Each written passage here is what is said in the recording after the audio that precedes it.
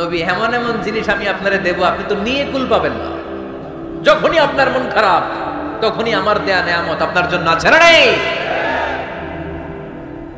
মেরাজে চলে গেলেন, রবের সাথে সাক্ষাৎ করে দুনিয়ায় আসলেন। আসার পরে মক্কার লোকেরা আবার বিশ্বনবীকে হত্যার ষড়যন্ত্র শুরু করে দিল। বিশ্বনবী ডানে যাওয়ার জায়গা পায় না, বায়ে যাওয়ার জায়গা পায় না, সামনেও যেতে পারে না, পেছনেও যেতে পারে না। আল্লাহ বললেন, নবী এই এলাকায় আর থাকার দরকার নাই, আপনি মদিনায় চলে যান। তওবা তয়বা মদিনাতুন নবী, পবিত্র শহর, যে শহরের মাটিতে বরকত, যে শহরের বালুতে বরকত। চিল্লায় পড়েন সুবহানাল্লাহ।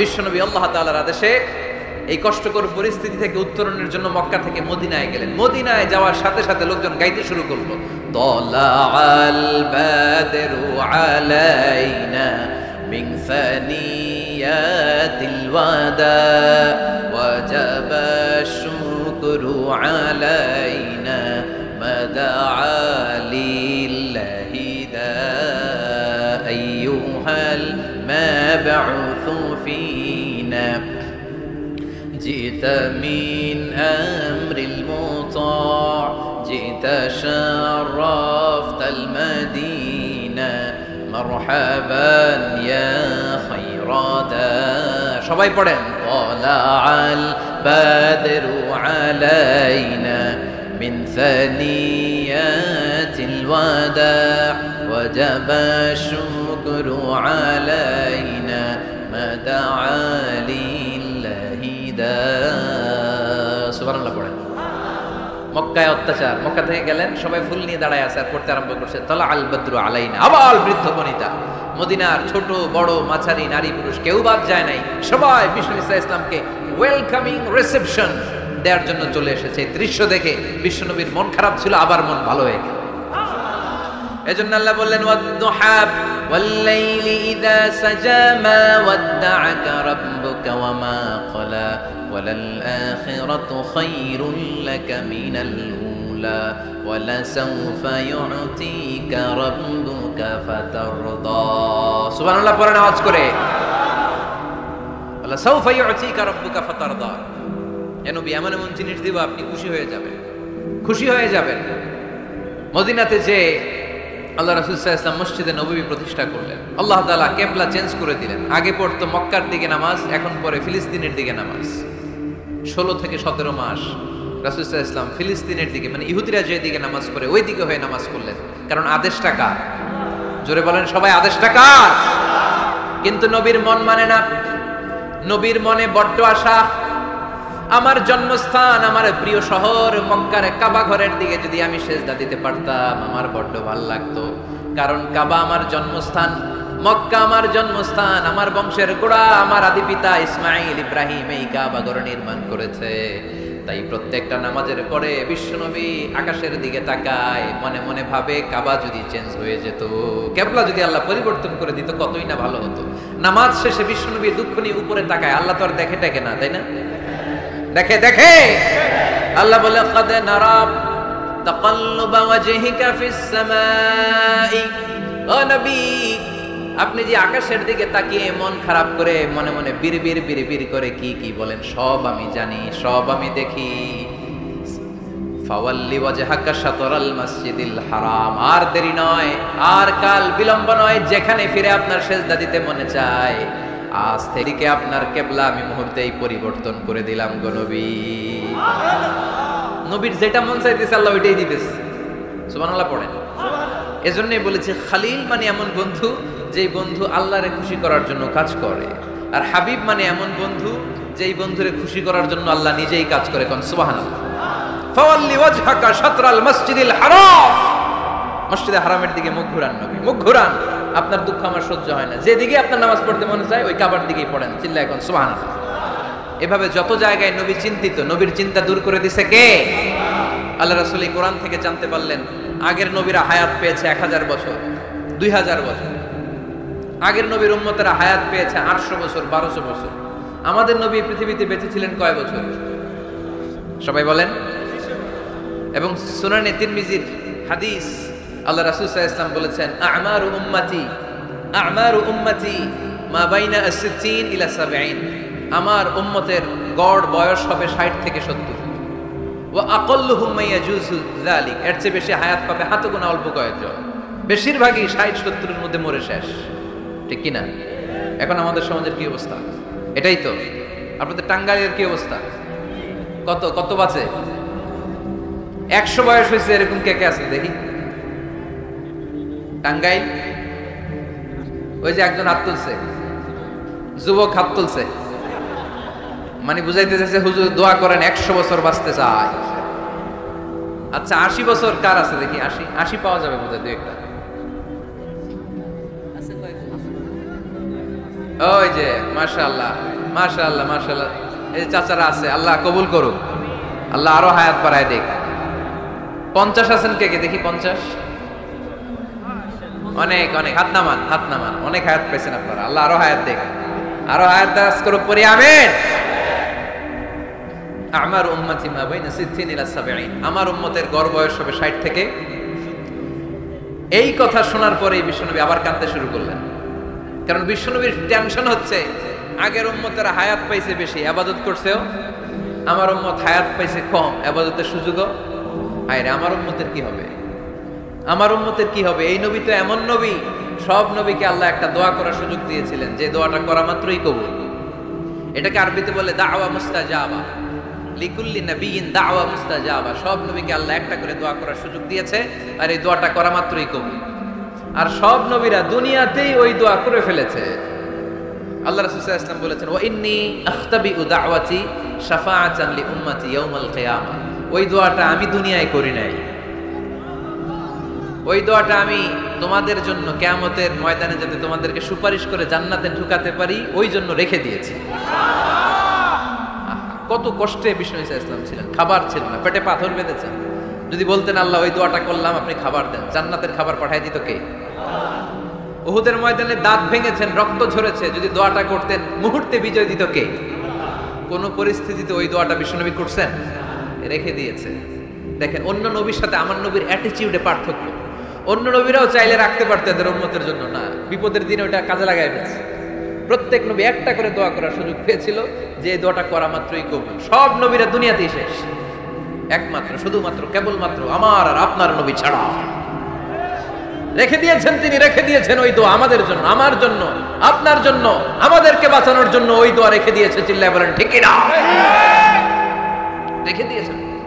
কাঁদতে লাগলেন, আল্লাহ আগের উম্মতেরা হায়াত পেয়েছে 1000 বছর, ইবাদত করেছে বেশি, আমার উম্মতেরা 60 আর 70 এর মাঝখানে মরলে এদের নসিবে কি হবে? আমার উম্মতের তো ইবাদতের সংখ্যা কম। আবার কান্না শুরু করলেন, মন খারাপ, আল্লাহ দেখে। নবীর যে মন খারাপ আল্লাহ দেখে। আল্লাহ নাজিল করলেন, ইন্না আনজালনাহু ফি লাইলাতিল কদরি ওয়া মা আদরাকা মা লাইলাতুল কদর লাইলাতুল কদরি খায়রুম মিন আলফি শাহর। সুবহানাল্লাহ পড়েন। আল্লাহ বলে, নবী আপনি কাঁদবেন না, আপনার চোখের পানি আমার সহ্য হয় না। অন্যান্য নবীর উম্মতদেরকে হায়াত দিয়েছি বেশি, কদরের রাত দেই নাই। আপনার উম্মতকে যদিও হায়াত লম্বা দেই নাই, কিন্তু আপনার উম্মতকে আমি লাইলাতুল কদরের রাত দিয়েছি গো নবী। লাইলাতুল কদরি খায়রুম মিন আলফি শাহর, 1000 মাসের চেয়ে সেরা। এই এক কদরের রাতে যদিও 60 থেকে 70 বছরের মধ্যে মারা যাবে, কিন্তু এই এক কদরের রাতে ইবাদত করলে 1000 বছর ইবাদত করলে যে সওয়াব, তার চেয়েও বেশি সওয়াব আপনার উম্মতের আমলনামায় ঢুকায় দিবে কে? আল্লাহ। খায়রুম মিন আলফি শাহর, 1000 বছর। 1000 বছরে হয় 83 বছর 4 মাস। আলফি শাহর 1000 মাস, 1000 মাসে হয় 83 বছর 4 মাস। এজন্য কদরের রাতে ইবাদত করতে রাজি আছেন তো? বিশ্বনবীর যেখানেই মন খারাপ, মন ভালো করে দেয় কে? সর্বশেষ কিয়ামতের ময়দানে মাকামে মাহমুদে বিশ্বনবী সিজদায় পড়ে কাঁদবেন। আল্লাহ বলবেন, জিব্রাইল যাও, দুনিয়ায় কান্না সহ্য করতে পারি নাই, আজ কিয়ামতের ময়দানেও আমি আমার নবীরে কাঁদতে দেব না। ইযহাব ইয়া জিব্রাইল কুল্লাহু মা ইবকিক, যে আমার নবীরে বলো, নবী আপনি কাঁদেন কেন? সাইয়েদনা জিব্রাইল যে বললেন, নবী আল্লাহ জিজ্ঞেস করেছেন আপনার কান্নার কারণ কি? বিশ্বনবী তখনও সিজদা থেকে মাথা তোলেন না, সিজদায় পড়ে উত্তর দেয়, উম্মতি উম্মতি উম্মতি উম্মতি রব্বি হাবলি উম্মতি। আল্লাহ আমার গুনাহগার উম্মতের কি হবে? আল্লাহ আমার উম্মতের কি হবে? আল্লাহ আমার উম্মতের কি হবে? আল্লাহ বললেন, জিব্রাইল তাড়াতাড়ি যাও, আমার নবীর কান্না আমার সহ্য হয় না। আমার নবীর কানে কানে চেয়ে বলো, ইন্না সানুরদিকা ফি উম্মাতিক, দুনিয়াতে যেমনি আপনি পেরেশান অবস্থায়, মন খারাপ অবস্থায় আমি আপনার মন ভালো করে দিয়েছি, আজকে আপনার উম্মতের ব্যাপারেও এমন একটা ঘোষণা আসবে, ওই ঘোষণা পেয়ে আপনি আজও খুশি হয়ে যাবেন গো নবী, আজও খুশি হয়ে যাবেন। এর ফারাসাক, নবী আপনি মাথা তুলেন, মাথা তুলেন, আর সেজদায় পড়ে থাকবেন না। এর ফারাসাক, মাথা তুলেন। সাল তুতা, কি চাইবেন চান, দিয়ে দেব। ওয়াশফা তুশাফা, যার জন্য রেকমেন্ডেশন করবেন, যার জন্য সিগনেচার করে দিবেন, যার জন্য সুপারিশ করে দিবেন, তার সুপারিশে কবুল করে নেব। চিল্লায় কোন সুবহানাল্লাহ। এরপর বিশ্বনবী সুপারিশ করতে শুরু করবেন আর আমাদেরকে জান্নাতে ঢোকাতে শুরু করবেন। তারপরেও নবী ক্ষান্ত হবেন না। এরপর একটা পতাকা হাতে নেবেন, ওই পতাকার মধ্যে লেখা আলিফ লাম হা মিম দাল, মানে আলহামদু, লিওয়াউল হাম, প্রশংসার পতাকা। ওইটা নিয়ে জান্নাতের দরজার সামনে দাঁড়াবেন। তখনও পেরেশান, সবাইকে নিয়ে, উম্মতের সব জান্নাতীদেরকে নিয়ে বিশ্বনবী দরজার সামনে দাঁড়িয়ে নক করবেন। ভিতর থেকে জিজ্ঞেস করা হবে, মান আনত, কে আপনি? আল্লাহ রাসূল বলবেন, আনা মুহাম্মদ। তখন রক্ষী ফেরেশতা বলবে, ঠিক আছে, আল্লাহ বলেছে আপনার আগে কারো জন্য যেন এই দরজা না খুলে। মুহূর্তের মধ্যে জান্নাতের দরজা খুলে দেয়া হবে। বিশ্বনবী প্রশংসার পতাকা নিয়ে সব উম্মতকে নিয়ে জান্নাতে ঢুকে যাবে। ওয়ালা সাউফা ইউতিকা রাব্বুকা ফাতারদা, নবী গো আপনি নিরাশ হবেন না, ভয় পাবেন না, হাল ছেড়ে দিবেন না, আমার উপরে ভরসা রাখেন। আপনার বিপদ আছে যেখানে, আমি আল্লাহ। বিশ্বনবী যেখানে বিপদে পড়েছেন, বিপদ থেকে উত্তরণ করেছে কে? এরপরে বিশ্বনবীর আল্লাহ স্মরণ করায় দিচ্ছেন, নবী আলম ইয়াজিদিকা ইয়াতীমান ফাআওয়া ওয়া ওয়াজাদাকা দাল্লান ফাহাদা। সুবহানাল্লাহ পড়ুন। তার মানে শপথ, রাতের শপথ, দিনের শপথ শেষ, কনফার্মেশন শেষ, এবার রিমাইন্ডার, স্মরণ করায় দিচ্ছে, নবী গো আলাম ইয়াজিদকা ইয়াতীমান ফাআওয়া, আমি কি আপনার ইয়াতীম পাই নাই? আল্লাহ রাসূল সাল্লাল্লাহু আলাইহি ওয়াসাল্লাম যে ইয়াতীম ছিল জানেন? দুনিয়ায় আসার আগেই বাবা হারিয়েছেন। 6 বছর বয়সে মা হারিয়েছেন।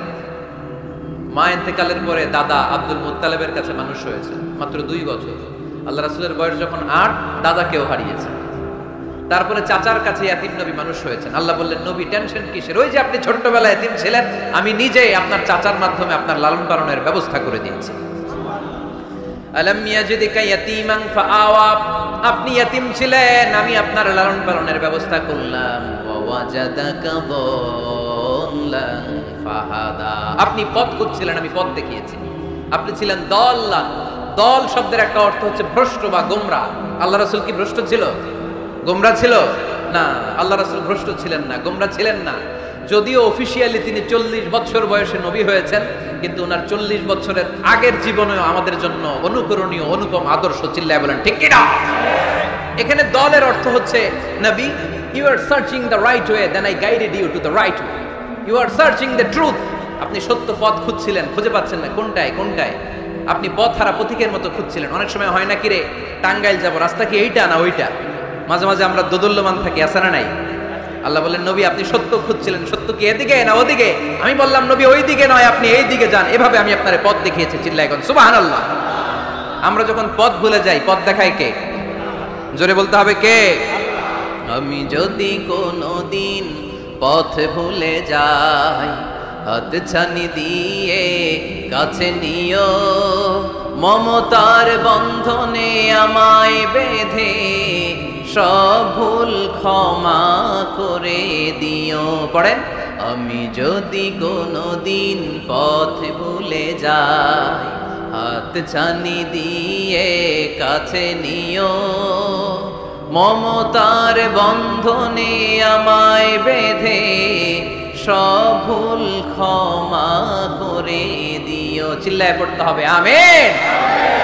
এটা কিন্তু একটা দোয়া, যদি আল্লাহ পথ ভুলে যাই, পথ দেখায় দিও। প্রতিদিনই কিন্তু এই দোয়াটা পড়ি সূরা ফাতিহায়, ইহদিনাস সিরাতাল, সবাই বলেন ইহদিনাস সিরাতাল, O Allah show us the right path, show us the correct path, show us the straight path. Allah সোজা রাস্তা দেখান, যে রাস্তা শুরু হয়েছে দুনিয়ায়, ঢুকে গিয়েছে জান্নাতে। ও ওয়াজাদাকা দাল্লান, আপনি পথ খুঁজছিলেন, আমি আপনার পথ দেখিয়েছি। ওয়া ওয়াজাদাকা আইলান ফাআগনা, আপনি ছিলেন নিঃস্ব, আমি আপনাকে ধনাঢ্য বানিয়েছি। তাফসিরে এসেছে ফাআগনা বিখাদিজা, আমি খাদিজার সাথে বিয়ে পড়াইয়া দিয়ে আপনারে ধনী বানাইয়া দিচ্ছি। আল্লাহ রাসূল সাল্লাল্লাহু আলাইহি ওয়াসাল্লাম খাদিজা রাদিয়াল্লাহু তাআলা আনহার ব্যবসায় কাজ করতেন। আল্লাহ রাসূল সাল্লাল্লাহু আলাইহি ওয়াসাল্লামের আমানতদারিতায় মুগ্ধ হয়ে আম্মাজান খাদিজা বিয়ের প্রস্তাব পাঠালেন। বিয়ে হয়ে গেল, আরশের উপর থেকে আল্লাহ সাইয়েদানা খাদিজাকে সালাম পাঠালেন। আর সাইয়েদাতুনা খাদিজা বললেন, নবী, আজ থেকে আমার সম্পদ বলে কোনো কথা নাই, সব সম্পদ আপনার পায়ের সামনে আমি ঢেলে দিলাম, আপনার যা মনে চায় এটা দিয়ে করেন, ইসলামের দাওয়াত দেন। ফাআগনা বিখাদিজা, খাদিজার সাথে বিয়ে করিয়ে দেওয়ার মাধ্যমে আল্লাহ রাসূলকে ধনী বানায় দিল কে? তার মানে তিনটা রিমাইন্ডার দিলেন। এক নম্বরে আপনি এতিম ছিলেন, লালন পালনের ব্যবস্থা করলাম। আপনি পথ খুঁজছিলেন, আমি আপনার সঠিক পথের দিশা দিয়ে দিলাম। আপনার টাকা পয়সা ছিল না, আমি আল্লাহ আপনারে ধনী বানিয়ে দিলাম। সুবহানাল্লাহ পড়েন। এবার তিনটা কর্মসূচি, কয়টা? আওয়াজ করে বলতে হবে, কয়টা? এক নম্বর কর্মসূচি ফাআম্মাল ইয়াতীমা ফালা তাকহার, নবী হে খবরদার, এতিমদেরকে ধমক দিবেন না, এতিমদেরকে তাড়িয়ে দিবেন না, কারণ আপনি নিজেই তো এতিম ছিলেন, ঠিক কিনা? এজন্য রাসূল সাল্লাল্লাহু আলাইহি ওয়াসাল্লাম এতিমের দরদ বুঝতো বেশি, সব সময় এতিমদেরকে আদর করত। আর যারা এতিমদেরকে আদর করে তাদেরকেও আল্লাহ রাসূল পছন্দ করতেন বেশি। পড়েন সুবহানাল্লাহ। আপনারা এতিমদেরকে লালন পালন করেন, কয়েকজন এতিমের দায়িত্ব নিয়েছেন, বা এতিমখানায় সম্পদ দান করেন, সাদাকা করেন, এরকম কে কে আছেন দেখি? মাশাআল্লাহ, আল্লাহ তুমি কবুল করো। হাত নামান। এতিমদেরকে দান করবেন, তাদের ওখানে সাদাকা করবেন। আল্লাহ রাসূল বলেছেন, আনা ওয়া কাফিলুল ইয়াতীমি কাহাতাইন। খেয়াল করেন আমার আঙ্গুলের দিকে, আনা ওয়া কাফিলুল ইয়াতীমি কাহাতাইন, আমি আর এতিমের রক্ষণাবেক্ষণকারী কিয়ামতের দিন প্রতিবেশীর মতো পাশাপাশি থাকবো। এক সাহাবী এসে বললেন, ইয়া রাসূলুল্লাহ, আমার হৃদয়টা বড্ড শক্ত, হৃদয় নরম হয় না, চোখ দিয়ে পানি নামে না, কি করব? ইশতাকি কাসওয়াতাল কলব। আল্লাহ রাসূল বললেন, হৃদয় নরম করতে চাও? ইরহামিল ইয়াতীম, এতিমের উপর রহম করো। ওয়ামসাহ রাসা, এতিমের মাথায় হাত বুলিয়ে দাও। ওয়া আতইমহু মিন তাআমিক, তুমি যা খাও সেখান থেকে এতিমের সাথেও খাবার শেয়ার করো। তালিনু কলবুক, তোমার হৃদয়টারে নরম করে দিবে কে? এজন্য যাদের চোখ দিয়ে পানি আসে না, হৃদয় বড্ড শক্ত, কবে যে লাস্ট কাঁদছিলেন ভুলে গেছেন, এরকম আছে না নাই? শেষ কবে যে কাঁদছিলাম মনে নাই, চোখ দিয়ে পানি নামে না, হৃদয় শক্ত। এতিমের মাথায় একটু হাত বুলায় দিয়ে, এতিমখানায় একটু সম্পদ পাঠিয়ে দিয়েন, ওদের সাথে বসে একটু খাবার দাবার খায়েন, আপনার হৃদয়টারে নরম করে দিবে কে? এই বাংলার জমিনে অনেক লোক আছে এতিমের সম্পদ খেয়ে মেরে দেয়, আছে না নাই? আল্লাযীনা ইয়াকুলুনা আমওয়ালাল ইয়াতামা যুলমান ইন্নামা ইয়াকুলুনা ফী বুতুনিহিম নারা ওয়া সায়াসলাউনা সাঈরা। আল্লাহ বললেন, খবরদার, এতিমের সম্পদ মেরে দিও না। যারা এতিমের সম্পদ অন্যায়ভাবে ভক্ষণ করেছো, তারা সম্পদ খাও নাই, পেটে আগুন ঢুকিয়েছো, কিয়ামতের দিন ওই আগুনের মধ্যেই থাকবা, ঠিক কি না? ভাই মারা গেছে, ভাতিজার দায়িত্ব পাইছে, সব সম্পদ মাইরা খেয়ে দিচ্ছে, আছে না নাই? খবরদার, সম্পদ খান নাই আপনি, আগুন খাইছেন, আগুন ঢুকিয়েছেন পেটে, আর ওই আগুনের মধ্যে আপনার বাসস্থান জাহান্নামে নির্ধারণ করে দিবে কে?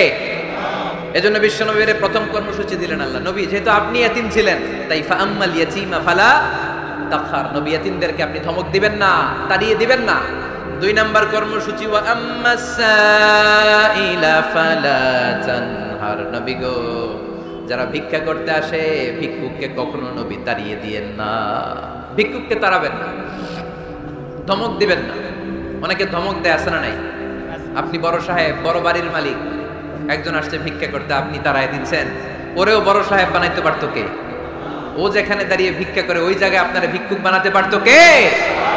আপনি গাড়িতে চড়ে বেড়ান, রাস্তায় জ্যামের মধ্যে যখন প্রাইভেট কারগুলো আটকে যায়, পথ শিশুরা ছোট্ট ভাঙ্গা থালা নিয়ে গ্লাসের সামনে এসে গ্লাসে নক করে, বলে, স্যার 2 দিন ধরে কিছু খাই নাই, 5টা টাকা দেন, বলে না? আহা, গ্লাসও নামায় না, অনেকে ধমক দেয়। খবরদার, ধমক দিয়েন না। ওরে প্রাইভেট কারে বসাইতে পারতো কে? ভাঙ্গা থালা দিয়ে আপনারে ফুটপাতে নামায় দিতে পারতো কে? এই যে বিশ্বনবীরে সাবধান করলেন, বিশ্বনবীকে বলার মাধ্যমে গোটা উম্মার জন্য আল্লাহ শিক্ষা রেখে দিয়ে বললেন, ফাআম্মাল ইয়াতীমা ফালা তাকহার ওয়া আম্মাস সাইলা ফালা তানহার। ও নবী, খবরদার, ইয়াতীমদের সাথে কখনো কর্কশ আচরণ করবেন না। যারা ভিক্ষা করতে আসে, যারা ফরিয়াদি, তাদেরকে ধমক দিয়ে তাড়িয়ে দিবেন না। ওয়া আম্মা বিনি'মাতি রাব্বিকা ফাহাদ্দিস, সুখে দুঃখে সব সময় আল্লাহর নেয়ামতের বর্ণনা শুরু করে দেন। আলহামদুলিল্লাহ পড়েন। ওয়া আম্মা বিনিআমাতি রাব্বিকা ফাহাদ্দিস, যে নেয়ামত পেয়েছেন এটা বর্ণনা করেন। আমরা নেয়ামতের শুকরিয়াও করব, বর্ণনাও করব। ইন্নাল্লাহা ইউহিব্বু আইয়ারা আসারা নি'মাতিহি আলা আবদি, আল্লাহ তাআলা যে নেয়ামত বান্দাকে দিয়েছে ওই নেয়ামতের বহিঃপ্রকাশ ওই বান্দার গায়ে শরীরে কাজে দেখতে চায়। আলহামদুলিল্লাহ পড়েন। এজন্য যারা টাঙ্গাইলের ধনী আছেন সিরাপাড়া কাপড় পরবেন না। আপনি ধনী, আপনি সুন্দর জামা পরবেন আর বলবেন আলহামদুলিল্লাহ আল্লাহ দিয়েছে আমাকে। আল্লাহ পাঁচতলা বাড়ির মালিক বানাইছে, মাথাটা নিচু করে শুকরিয়া করুন আলহামদুলিল্লাহ আল্লাহ দিয়েছে এই বাড়ি আমার। আপনি 10 বিঘা জমির মালিক, আপনি বলতে পারবেন অসুবিধা নেই আল্লাহ দিয়েছে আমার আলহামদুলিল্লাহ, কারণ আল্লাহই বলেছে ওয়া আম্মা বিনিআমাতি রাব্বিকা ফাহাদ্দিস ফাহাদ্দিস ফাহাদ্দিস, বর্ণনা করো আল্লাহ কি নিয়ামত দিয়েছে বর্ণনা করো। এটার বহিঃপ্রকাশ যেন তোমার মধ্যে থাকে। কিপটামি করার সুযোগ ইসলামে নাই।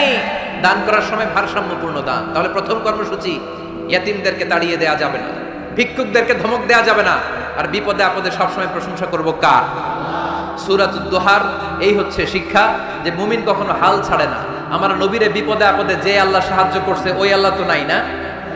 ওই আল্লাহর শক্তি, ক্ষমতা, মর্যাদা, সার্বভৌমত্ব আগের মতো আছে না নেই? এই জন্য বিষ্ণু ইসা ইসলামকে বিপদে যিনি সাহায্য করেছে, আমাদেরকেও বিপদে পড়লে সাহায্য করবে কে? আল্লাহ। 50 ওয়াক্ত মেরাজের রাতে নামাজ নিয়ে যখন নামতেছেন মুসা আলাইহিস সালাম বললেন আল্লাহ আপনাকে কি দিলেন গিফট? আল্লাহ নবী সাল্লাল্লাহু আলাইহি ওয়াসাল্লাম বললেন আমাকে গিফট হিসেবে দিয়েছে 50 ওয়াক্ত নামাজ। কয় ওয়াক্ত? 50 ওয়াক্ত। মুসা আলাইহিস সালাম বলে সর্বনাশ, বলেন কি 50 ওয়াক্ত পড়বে না? আমি তো আপনার আগে দুনিয়াতে নবী হিসেবে এসেছিলাম, আমার ফিল্ড ওয়ার্কের এক্সপেরিয়েন্স আছে, উম্মত চড়াইয়া খাইছি তো আমি জানি পড়বে না। আপনি যে দেখেন কমায় আনা যায় কিনা। পড়ি নাকি আমরা? 5 ওয়াক্ত তো পড়ি না, ঠিক কিনা? তো গেলেন যে বললেন আল্লাহ, মুসা আলাইহিস সালাম তো বলে যে পড়বে না আমার উম্মত, কমায় দেন না। আল্লাহ 5 ওয়াক্ত কমায়া 45 ওয়াক্ত দিলেন। আবার নেমে আসলেন কত? 45। মুসা আলাইহিস সালাম বলে আবার যান, আবার পড়বে না, পড়বে না, কমায় নেন ভালো হবে। আবার গেলেন, আবার 5 কম। আবার আসলেন, সাইয়েদনা মুসা আলাইহিস সালাম বললেন আবার যান, পড়বে না। আবার গেলেন 9 বারে 5 নং 45 ওয়াক্ত কমায় দিয়া রাখলেন কয় ওয়াক্ত? 5 ওয়াক্ত নিয়ে আল্লাহর হাবিব ফিরে আসতেছে। মুসা আলাইহিস সালাম বললেন কি অবস্থা, কয় রাকাত, কয় ওয়াক্ত? আল্লাহর হাবিব বললেন এবার দিছে 5 ওয়াক্ত। মুসা আলাইহিস সালাম বললেন এটাও পড়বে না, ঠিক কি না? এটাও পড়বে না, কমায় নিয়ে আসেন। এবার আল্লাহ রাসূল সাল্লাল্লাহু আলাইহি ওয়াসাল্লাম বলতে আরম্ভ করলেন কি বলেন, 9 বার গেলাম, আর কত যাওয়া যায়, আর পারলাম না, লজ্জা লাগে আমার, শরম লাগে। সহিহ বুখারীতে এই কথাটাই এসেছে, আস্তাহি মির রাব্বি, আমার একটা লজ্জা লাগে যেতে, শরম বলেও তো একটা কথা আছে। কয়বার যাওয়া যায় আল্লাহর কাছে? সুবহানাল্লাহ পড়ো। লাজুকতা কাকে বলে তিনি শিখিয়েছেন। ছোটবেলায়, শৈশব, কৈশোর, যৌবন সব সময় তিনি লাজুক ছিলেন। আমাদের মধ্যে লাজুকতা নাই, ঠিক কি না? ইযা লাম তাস্তাহি ফাসনা মা শি'তা, যখন তোমার লজ্জা থাকবে না, তোমার যা মন চায় তুমি তাই করতে পারবা। এজন্য আমরা যেন এই লাজুকতা, শালীনতার প্র্যাকটিস করি। আল্লাহ তুমি তৌফিক দান করো। তো দুর্গাপুর থেকে কথা আসছিল যে আমাদের দেশের অনেক জায়গা আছে হিন্দু ভাইদের নামে। এই যে গতকাল রাতে আমার একটা প্রোগ্রাম ছিল নারায়ণগঞ্জে। নারায়ণগঞ্জ, নারায়ণ তো এটা হিন্দুদের নাম, ঠিক কিনা? এরকম অনেক পাবেন আপনি, অনেক, অভাব নাই। তো হিন্দু মুসলমান আমরা একসাথে থাকতে চাই, ঠিক কিনা? কোনো দাঙ্গা হাঙ্গামা, বিরোধ, মারামারি, এথনিক্যাল ক্লিনজিং এটা আমরা চাই না। ওই যে দেখেন মিয়ানমার থেকে 10 লক্ষ ওরা তাড়ায় দিছে। আমরা গরিব মানুষ, গরিব দেশ, হিউজ পপুলেশন, জনসংখ্যা জনবিস্ফোরণের মতো রূপ নিয়েছে, তারপরেও আমরা আমাদের টেকনাফে ওই 10 লক্ষ রোহিঙ্গারেও জায়গা করে দিয়েছি। মুসলমানদের কলিজাটা আসলে অনেক বড়, পুরো দেহটাই কলিজা, ঠিক কিনা? তো এই জন্য আমাদেরকে মানবতা শিখাতে আসার দরকার নাই কোনো জাতির। মানবতা কারে বলে এটা আমাদের জানা আছে।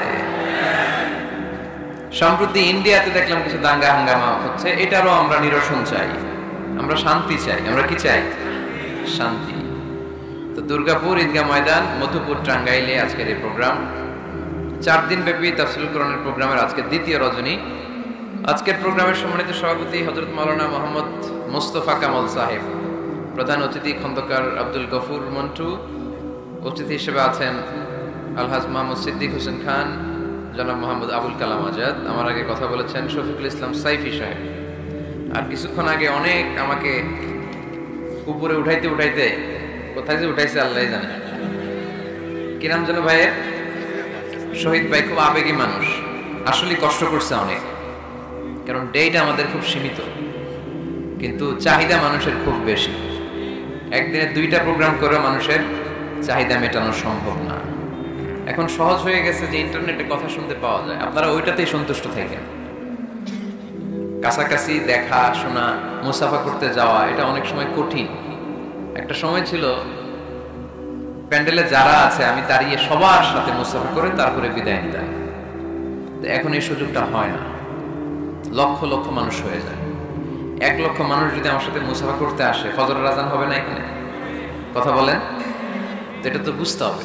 আল্লাহ রাসূল সাল্লাল্লাহু আলাইহি ওয়াসাল্লাম মসজিদে নববীতে জুমার নামাজের খুতবা দিতেন, খুতবার পরে নামাজ শেষে সব সাহাবারা যে মুসাফা করতো না, কোনো হাদিসে পাওয়া যায় না। রাসূল সাল্লাল্লাহু আলাইহি ওয়াসাল্লামের চেহারা দেখলে ওনাদের পেট ভরে যেত। নসিহত শুনে কিভাবে এটা মানবেন এই চিন্তা করে চলে আসতেন। কেউ মুসাফার জন্য লাইন ধরতেন না। পার্সোনালি অ্যাপয়েন্টমেন্ট নিলে, সোয়াল করতে গেলে, দেখা হলে মাঝে মাঝে কালীভদ্রে মুসাফা করতেন। রাসূল সাল্লাল্লাহু আলাইহি ওয়াসাল্লামের পথ আগলে দাঁড়িয়ে এরকম মুসাফা করা, গায়ে পড়া, এটা করতেন না। তো আমাদের মানুষদের আবেগ বেশি, এই আবেগের কারণে এটা করে ফেলে, কিন্তু আবেগের সাথে বিবেকেরও দরকার আছে না নাই? তো এটা একটু খেয়াল করবেন আপনারা। প্রোগ্রাম শেষে অনেকেই মুসাফার জন্য ভিড় করে গায়ের উপরে পড়ে। আমি কয়েকবার ইনজুর্ড হয়েছি, এই পায়ে প্রচন্ড ব্যথা, পড়ে গিয়েছি আমি, পুলিশ ভাইরাও সামাল দিতে পারে নাই। শুধু টাঙ্গাইলবাসীদের জন্য এই কথা না, যত জায়গায় আমরা প্রোগ্রাম করতে যাব আমাদের প্রতি একটু ইহসান করবেন। আপনারা যদি সুন্দর করে জায়গা করে দেন, আমরা স্মুথলি এসে বসতে পারি। আবার জায়গা করে দিলে সালাম দিয়ে আবার চলে যেতে পারি। সবাই যদি মুসাফা করতে চান, গায়ে টাচ করতে চান, বুক মিলাইতে চান, এটা কি সম্ভব? সম্ভব না। আমরা যেন ইহসান করি। আল্লাহ তাআলা ইহসানকারীদেরকে পছন্দ করেন। ইন্নাল্লাহা ইউহিব্বুল মুহসিনিন। আমরা যেন মুহসিনদের অন্তর্ভুক্ত হতে পারি। আল্লাহ তুমি তৌফিক দান করো। আরো জোরে পড়ি আমিন। আমি আপনাদের খেদমতে খুতবার শুরুতে সূরা তাওবার 17 নম্বর আয়াত তেলাওয়াত করেছি। আজকে মসজিদ নিয়ে কথা বলবো। কি নিয়ে কথা বলবো? মসজিদ। আহাব্বুল বিলাদি ইলাল্লাহি মাসাজিদুহা। আল্লাহর কাছে পৃথিবীতে সবচেয়ে পছন্দের জায়গা কোনটা বলেন তো? মসজিদ। এবার বলেন তো আল্লাহর কাছে সবচেয়ে অপছন্দের জায়গা কোনটা? বাজার। কিন্তু এমন বাজার যেখানে জুয়ার আড্ডা বসে, এমন বাজার যেখানে মদ বিক্রি হয়, এমন বাজার যেখানে নর্তকীদের নাচ গান চলে, এমন বাজার যেখানকার ব্যবসায়ীরা পণ্য বিক্রি করার জন্য খালি কসম কাটে। এরকম আছে না নাই? এই বাজারগুলো আল্লাহর কাছে অপছন্দনীয়। এমনি যে আপনারা সুপার শপে যান, টাঙ্গাইলের মুদি দোকানে যান, বাজারে যান, মাছ বাজারে, এটা আবার আল্লাহর কাছে অপছন্দনীয় না। এরকম বাজারে বিষ্ণু ঈসা ইসলাম যেতেন, কিন্তু যেই বাজারে মিথ্যা কসম কাটে বারবার, এরকম আছে না নাই? তাদেরকে লানত দেয়া হয়েছে যারা শুধু কসম কাটে, মুনাফিকেরা। সকালবেলা কুরবানির হাটে যাবে গরু বিক্রি করতে, বউরে কয় বউ একটা দাম কম। বউ বলে কত কম? বল যে 50,000। তো বউ কয় বললাম 50,000। তো এরপর বাজারে যখন নিয়ে গেছে, এক লোক এসে বলতেছে ভাই গরুটা 40,000 দিবেন। তখন সে বলে আল্লাহর কসম সকালবেলা একজন 50,000 দাম কইছে, দেই নাই। সকালে 50,000 কইছে, এরই তো দেই নাই, আপনার 40,000 কেমনে দেই? এরকম ডাকাইত আছে রাডাই। আল্লাহ রাসূল সাল্লাল্লাহু আলাইহি ওয়াসাল্লাম মদিনার খেজুরের বাগান বাজার পরিদর্শনে গেলেন। যে খেজুরের স্তূপ দেখে আল্লাহ রাসূল সাল্লাল্লাহু আলাইহি ওয়াসাল্লাম খেজুরের স্তূপে হাত ঢুকায় দিলেন। ঢুকায় দেওয়ার পরে তিনি দেখলেন পানি, ভিতরে কি? আর উপরে শুকনা খেজুর। আল্লাহর হাবিব বললেন ভিতরে পানি, উপরে শুকনা কেন? কয় বৃষ্টি হয়েছে। আর বৃষ্টি হলে তো সব জায়গায় পানির সয়লাভ থাকবে। আল্লাহ রাসূল সাল্লাল্লাহু আলাইহি ওয়াসাল্লাম রেগে গেলেন আর বললেন মান গাশশানা ফালাইসা মিন্না। যে আমাদেরকে ধোঁকা দেয় সে আমার উম্মত হতে পারে। The person who deceives us, he is not among us. যে লোক আমাদের ধোঁকা দেয় সে আমাদের অন্তর্ভুক্ত। মুসলমানরা কি ধোঁকা দিতে পারে? খাদ্যে ভেজাল দিতে পারে? ওজনে কম দিতে পারে? মাছে ফরমালিন দিতে পারে? টেন্ডারবাজি করতে পারে? চাঁদাবাজি করতে পারে? ক্যাসিনোর ব্যবসা করতে পারে? পারে পারে? এজন্য আমরা যেন ধোঁকাবাজি না করি।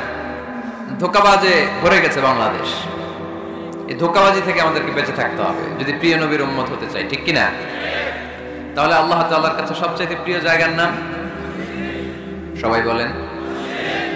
আর সবচেয়ে অপছন্দনীয় জায়গার নাম বাজার। হাদিসটা সহিহ বুখারীতে এসেছে। এমন বাজার যেখানে মদের আড্ডাখানা, যেখানে ক্যাসিনোর ব্যবসা, হারাম ব্যবসা, ওইটা আল্লাহর কাছে অপছন্দনীয়। আল্লাহর হাবিব সাল্লাল্লাহু আলাইহি ইসলামের একটা অভ্যেস ছিল, তিনি কোনো এলাকায় গেলেই প্রথমে একটা মসজিদ বানায় ফেলতেন। সুবহানাল্লাহ পড়েন। তার মানে মসজিদ কেন্দ্রিক তিনি সব করতেন। মস্ক সেন্টার, আগে মসজিদ তারপরে সব।